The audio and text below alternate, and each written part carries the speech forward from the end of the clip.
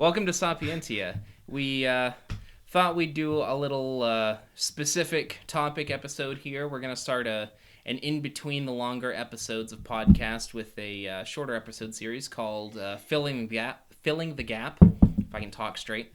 They'll come out in between two episodes, and they'll link them together. So this time, Filling the Gap is going to be a Maine-centric issue. It's going to be about the CMP corridor brought in by the NECEC, which is the Northeast Clean Energy Connect. Basically just a funny way of saying we want to tear down your trees and put up power lines. So, Justin, what do we have to say to these nice folks here about it? No. Thank you for watching and listening, and we'll see you next time.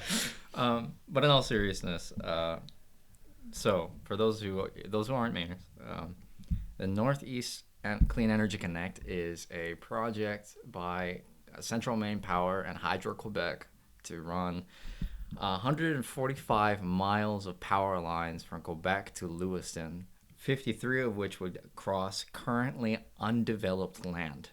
You're talking about land in the Appalachian Trail in northwest Maine. So, this is an in-between episode. So this is meant to connect the stuff we've said about climate change with our next topic, which is economics. So I think it's best then to start with ecology. Oh, yes. So for those who don't know, for all you out-of-state or out-of-country listeners, Maine is basically a big forest. If you go on Google Maps, you look at the state of Maine, like, a huge percentage of Maine is covered in trees, and if you zoom out, it doesn't look like anybody lives there, minus the coast, because, of course, that's developed and touristy. But the section of land that they're talking about, like, undeveloped, it's woods. That's all that's there. But we also know, because we've got our big brains on today, that trees sequester carbon, and by mass they're mostly air. So not only do we worry about taking away like the ecological landscape for animals and things like that might be living in that area, actually just destroying their habitat, we're also creating an environment where we sequester less carbon. And for people who don't know what the Gulf Stream is, well, specifically the Gulf Stream in this area, but the entirety of North America, specifically the U.S., has a jet stream that runs through it. Maine is at the end of that. We're the tailpipe. So any air pollution, by and large, that doesn't get, blown off course or filtered through other states, which they're mostly plains, so they don't get filtered as much, end up here. So if we have less things to soak up some of that yucky NOx and CO2, like, we get to just breathe it instead. Yeah, it's great. It's a suboptimal solution, one might say. You might have noticed by the name, too, the way this is branded, the Northeast Clean Energy Connect. So a little part of this is a big discussion about ecology. The point of the Northeast Clean Energy Connect is to supposedly get hydropower from Quebec and bring it into Maine and eventually down to Massachusetts, which is what spurred this whole thing. So it might be really weird because we have these weirdly countervailing things, right? We are going to cut down a bunch of forest, but instead, in return, we're going to get hydropower. So yeah, and not only is that the case, Hydro-Quebec is not selling it to Maine. It's selling it to Massachusetts. And the whole point of it is that there's this weird fluctuation in prices of power. And that's so Hydro-Quebec is like trying to mitigate the amount of fluctuation and trying to do the buy low, sell high kind of deal. Okay, yeah. Actually, this gets us to our next point. So we talked about ecology, right? And it might seem really weird. Okay, why would we be against hydropower?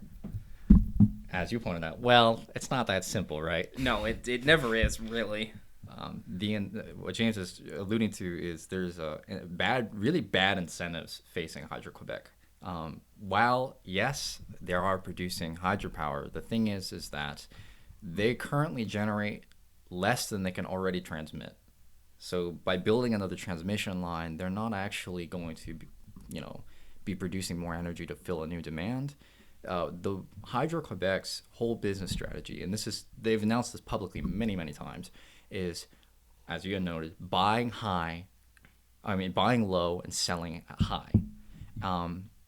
What this essentially works out to be is what they call greenwashing, where if they have a demand for electricity and they can fill that by, taking that from a coal power plant, they'll do that. They'll take in that energy and then they'll transmit that to some other place, and they'll say, hey, look, we're a hydropower plant. This is green.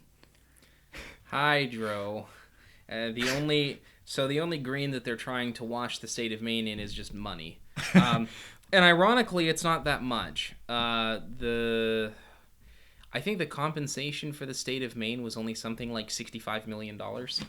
It wasn't. They have a $250 million incentive package that goes to Mainers. Right.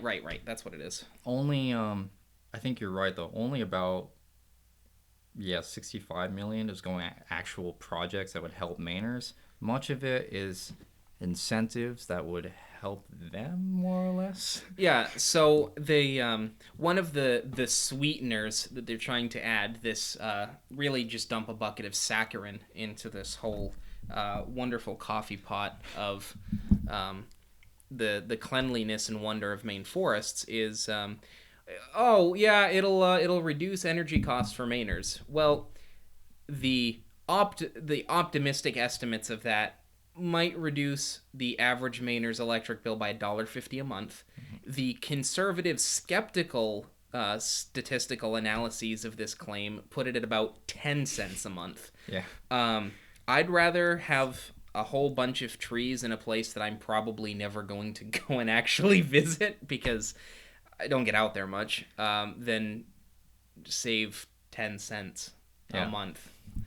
So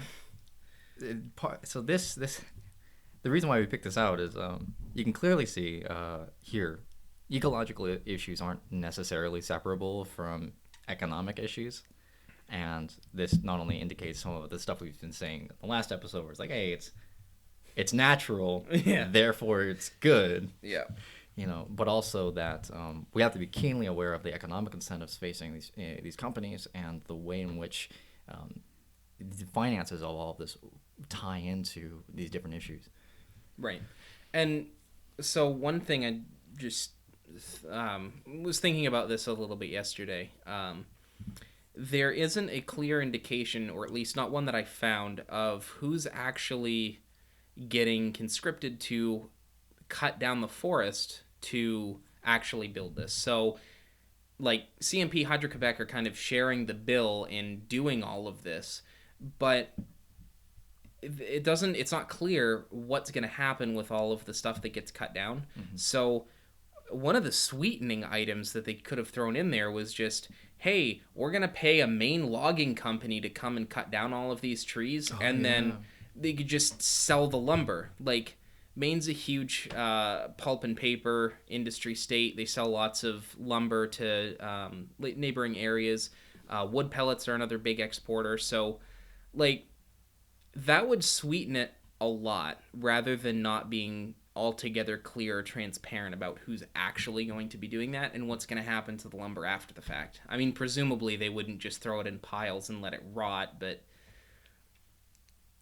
it's possible. Stupider things happen. It's funny that you mentioned that too. Hydro-Quebec actually hasn't been at any regulatory meetings. CMP has. Hydro-Quebec has not. You heard it here, folks. Oh, I hate this. Yeah, it's a pretty bad thing, but currently economic incentives are not to be ecologically friendly. Well, yeah, and so one key thing to point out about Maine too, and it's not hard to find this. Like, lots of places are starting to report on, like, Mainers are working less because our population is getting older. Like, a higher percent of our population is starting to become like nearly retired to retired age. Granted, that age continues to increase as the capitalist machine drives us into the ground. Next episode, stay tuned. But like the older the population of Maine gets, the less chance it has to increase its economy and its economic pull. So any chance that there's an economic incentive, like, hey, we're going to give the state a little bit of money, it's going to be fine. There's lots of reasonable estimation to say, well, that's probably a good thing because, hey, the economy of Maine is going to start dropping really fast because the population is getting older and not being replaced by a younger working population. Might be a good idea. For the record, I don't actually hold that belief. I just thought I would point it out because it seems like a reasonable point on some levels to actually take apart a little. It seems like that is the biggest incentive to not only the $250 million incentive package they're giving us, but also there's this claim that it's going to generate 1,600 jobs. And a lot of people look at that and ecological consequences be damned. The difficulty here is, well, for one, it'll affect tourism. Right. And two, you also have to wonder what the utility costs of that ecological impact will be, and also whether or not the money would just be better invested elsewhere. Right. Yeah, and 1,600 jobs for how long? Apparently, for them, I don't think it would be very long. And another interesting part, the incentives package will only last 40 years. Yeah. So hopefully we will have you have a grown-up job. I don't have a grown-up job, despite being older. Hopefully by that point we'll maybe not be living in Maine anymore. Maybe. I hope Maine will come back. Right? Yeah. Well, and that's I like Maine. Hey, look, I love trees, man, and well, CMP apparently doesn't. Hi, whoa, that's a appeal to nature right there, Justin. It very much is. I'm. Yeah.